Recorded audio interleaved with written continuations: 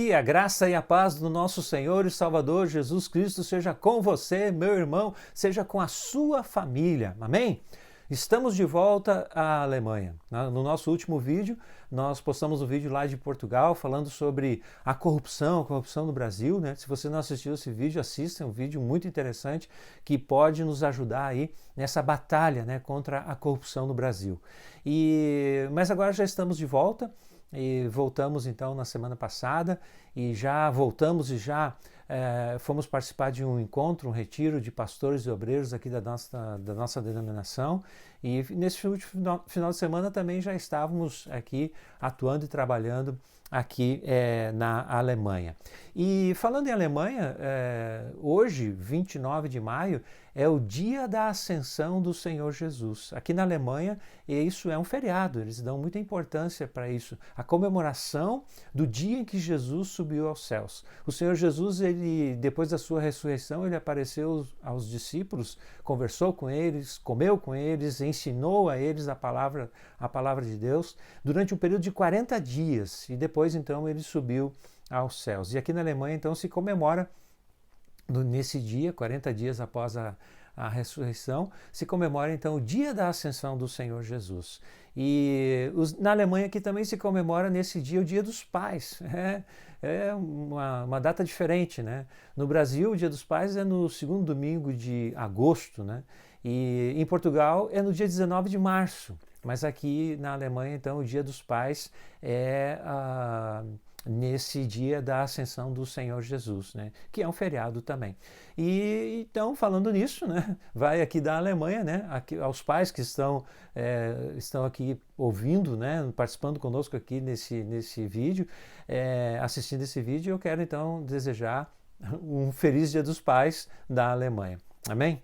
Pois bem, eu também trago aqui um pedido de oração, né? No início dessa semana, o pastor e teólogo, professor Luiz Saião, ele teve um AVC. Ele já vinha lutando há alguns anos com algumas doenças, né? E agora então, no início dessa semana, ele teve um AVC, está internado no hospital e até onde eu sei, até esse momento ele está na UTI. E aparentemente se recupera, mas nós precisamos orar, interceder por ele. O pastor Luiz Saião é um homem de Deus, né? Ele foi meu professor no mestrado ali em Lisboa, em Portugal, e eu tive a oportunidade então de conhecê-lo pessoalmente. É um homem temente a Deus, simples, tem uma profundidade enorme na teologia, mas é uma simplicidade impressionante. Ele transforma os assuntos mais difíceis da palavra de Deus em questões muito simples, através da sua profundidade, né, na interpretação dos textos bíblicos e também na aplicação disso na nossa vida pessoal. E então vamos orar, interceda por ele, né? Professor, pastor, né, teólogo Luiz Saião, ele é um dos teólogos mais respeitados do Brasil hoje, se eu não me engano. Ele é uma das pessoas mais influentes no meio teológico nesse momento, né? Então eu convido você a orar e interceder por ele. E falando nisso, hoje eu quero refletir justamente sobre isso, sobre essa questão do silêncio de Deus. Por que eu digo isso? Porque o pastor Luiz Saião, ele já vem há alguns anos intercedendo, pedindo que Deus cure ele dessas doenças que ele vem tendo, né? Dessa debilidade física que ele vem enfrentando. E Deus tem transmitido para ele a sua graça, não tem respondido a sua oração no sentido de lhe dar a cura. E agora então surge então esse AVC. Muitas vezes nós enfrentamos situações assim na nossa vida, não é verdade? Situações em que nós clamamos ao Senhor, intercedemos ali diante do Senhor e nós não temos uma resposta, não temos, né, da parte de Deus nenhum sinal, o Senhor não atende o nosso pedido e parece que Deus está em silêncio. Como nós devemos lidar com o silêncio de Deus? O que nós devemos fazer? Qual deve ser a nossa reação diante do silêncio de Deus quando nós clamamos tantas vezes ao Senhor e parece que Ele não quer nos responder? O que nós devemos fazer? O que nós precisamos fazer? Eu quero olhar para a palavra de Deus hoje com você a respeito disso. Eu quero olhar para um personagem bíblico que sofreu muito e parecia que Deus não respondia às suas orações, parecia que Deus não queria dar uma resposta ao seu clamor. E então vamos olhar para esse momento importante, né, na vida desse personagem bíblico. Mas antes eu quero convidar você, se você ainda não está inscrito, se você está aqui pela primeira vez, seja muito bem-vindo. É uma alegria poder tê-lo aqui conosco nesse canal. E se você ainda não está inscrito, inscreva-se aqui, ative as notificações, vá ali no sininho, clique em todas, né, para que você possa ser avisado quando nós viemos aqui a postar um vídeo, você não venha a perder esse vídeo, tá bem? Então clique ali, né, e se você gostar desse vídeo, então deixe o seu like. Também isso é importante para nós aqui na divulgação e expansão, né, do reino de Deus, no compartilhar da palavra de Deus. Amém? Pois bem, esse personagem que nós estamos falando, que eu estou falando aqui, que sofreu muito, se chama Jó. Todos nós conhecemos a história de Jó, a paciência de Jó. Jó, ele foi atacado por Satanás, né? Diz a palavra do Senhor, que ele era um homem justo e íntegro. Mas Satanás então se levantou contra ele. E Deus permitiu isso, no sentido até de o provar, né? Provar a sua fé, a sua confiança e de trazer todos os ensinamentos que nós temos hoje na sua palavra a respeito da situação que ele enfrentou. Então a situação que Jó enfrentou traz edificação para nós hoje. E Satanás se levantou contra ele e ele tinha 10 filhos e Satanás matou os seus 10 filhos. Ele tinha também muitos bens, ele era um homem rico e ele perdeu toda a sua riqueza, perdeu todos os seus bens, gados, casas, essas coisas todas, tudo ele perdeu. E além de tudo isso, ele também perdeu a sua saúde. Ele ficou com o seu corpo completamente coberto de enfermidades. Então ele perdeu todos os seus filhos, perdeu todos os seus bens e perdeu toda a sua saúde. E aí então, se você já leu o livro de Jó, você vai lembrar do que eu vou dizer aqui. Ele começou então a falar com Deus, né? Se você não leu, eu quero encorajar você. Leia o livro de Jó, é muito interessante, traz grandes ensinamentos para nós quando nós estamos passando por lutas e dificuldades na nossa vida. E aí então, o que acontece? Ele recebe a visita de 3 amigos e ele começa então a abrir o coração. Esses amigos começam a conversar com ele e a criticá-lo até, né? Entendendo que se ele estava passando por tudo aquilo porque ele tinha pecado na vida dele. Quando na verdade não era. A palavra de Deus diz que ele era justo e íntegro, ele era uma pessoa correta. Mas ele clama ao Senhor e ele diz: Senhor, por que tu não me ouves? Por que tu não aparece diante de mim para que eu possa falar contigo? Ele estava enfrentando, em meio àquela turbulência e toda aquela tribulação, ele estava enfrentando o silêncio de Deus. O que nós devemos fazer? O que nós podemos fazer quando Deus não responde às nossas orações? Tem um versículo no livro de Jó que reflete a atitude correta que Jó teve diante desse momento de tribulação, de aflição, onde ele experimentou e encarou o silêncio de Deus. Jó capítulo 19, versículo 25. Nesse texto, Jó mostra aqui a sua confiança no Senhor. Ele diz assim, Jó 19, 25. O texto diz assim: porque eu sei que o meu Redentor vive e por fim se levantará sobre a terra. Olha só o que Jó diz aqui em meio ao seu sofrimento, em meio aos discursos que ele estava proferindo, em meio ao seu lamento, à sua queixa, né? Ele abriu o coração diante de Deus, dos seus amigos, mas ele também disse isso, né?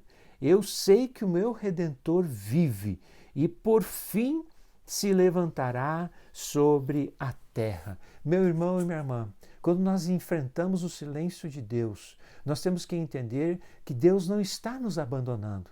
Apenas nós temos que esperar o momento certo em que Deus vai intervir. É claro, nós temos que também ter um certo cuidado, né? Nós temos que ver se nós não temos pecado na nossa vida. Isso é importante. Por que eu estou dizendo isso? Porque lá em Isaías, capítulo 59, versículo 2, diz assim, mas as vossas iniquidades fazem separação entre vós e vosso Deus, e os vossos pecados encobrem o seu rosto de vós, para que não vos ouça. Olha o que ele diz aqui: os vossos pecados, né, encobrem encobre o seu rosto de vós, rosto de Deus, encobre o seu rosto sobre vós, para que não vos ouça, para que vos não ouça. Então, se nós temos pecado, aí Deus não vai ouvir o nosso clamor mesmo, né? Então a gente tem que estar ciente de que nós não temos pecado, porque como diz o texto aqui, os nossos pecados, as nossas iniquidades encobrem, prejudicam, bloqueiam a nossa comunhão com Deus e aí Deus não ouve o nosso clamor. Então a gente tem que se certificar se nós não estamos pecando diante de Deus, se tem um pecado não confessado. E se tem um pecado não confessado, nós precisamos fazer o quê? Confessar esse pecado a Deus, se arrepender, tomar a decisão de mudar, né? Em 1 João 9 diz isso: se confessarmos os nossos pecados, Ele é fiel e justo para nos perdoar os pecados e nos purificar de toda injustiça. Então, se você tem pecado, você está em pecado, abandone o seu pecado, confesse o seu pecado a Deus, peça perdão ao Senhor e Ele vai, então, ouvir a sua oração. Mas, se você já pediu ao Senhor, pediu para o Senhor, Deus, me mostra se eu tenho pecado, se eu estou pecando diante de Ti, e o Senhor não mostrou nada, ou seja, você está na condição de Jó, justo e íntegro. Os seus pecados já foram perdoados, você vive em integridade na presença do Senhor, então por que Deus não ouve a sua oração? Então, meu irmão e minha irmã, Deus não significa que Deus não está ouvindo a nossa oração.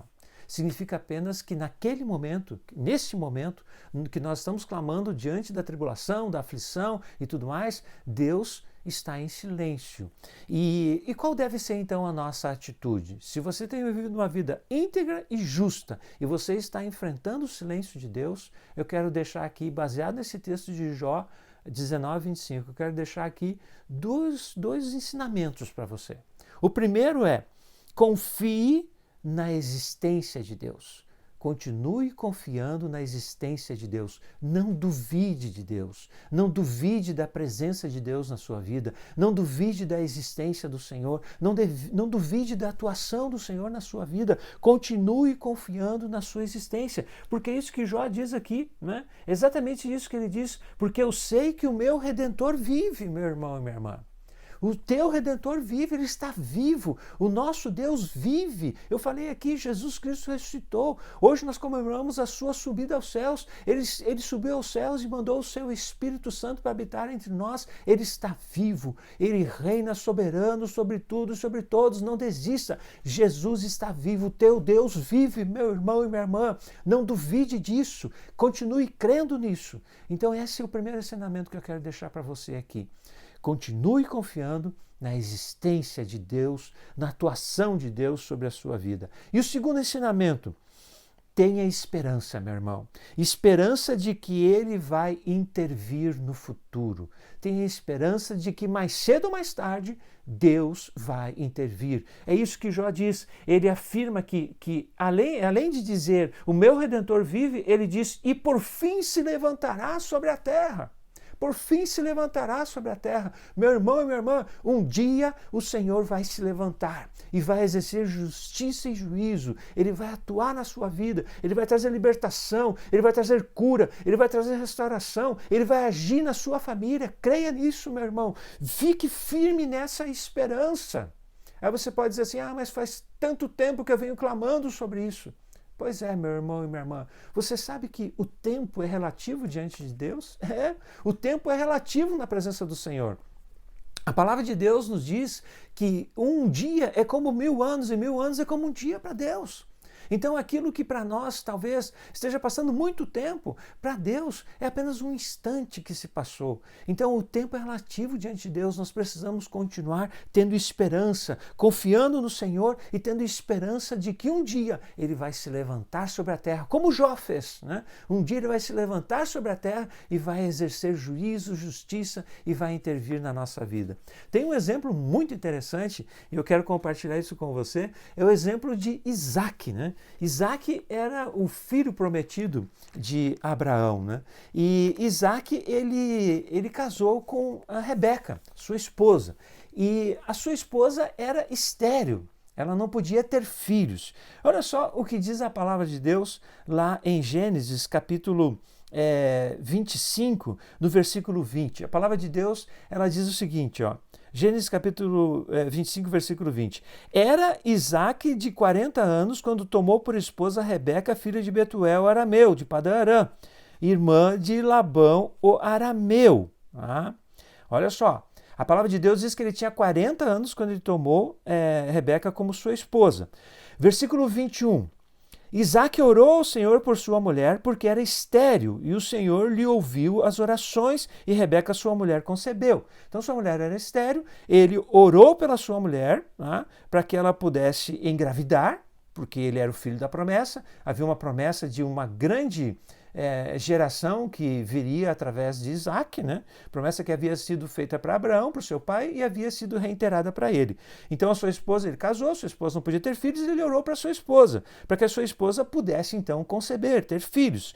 E o Senhor ouviu a sua oração e Rebeca, sua mulher, ficou grávida. Aí você pode dizer assim, viu só como foi rápido? Ele clamou ao Senhor e o Senhor permitiu que a sua esposa ficasse grávida. Não, meu irmão, minha irmã, não foi rápido não, porque nós vemos ali no versículo 26, o texto bíblico diz que quando seus filhos nasceram, porque eram gêmeos, né, Jacó e Esaú, quando eles nasceram, o texto bíblico diz, no versículo 26 do capítulo 25, que ele tinha 60 anos quando Rebeca lhes deu à luz.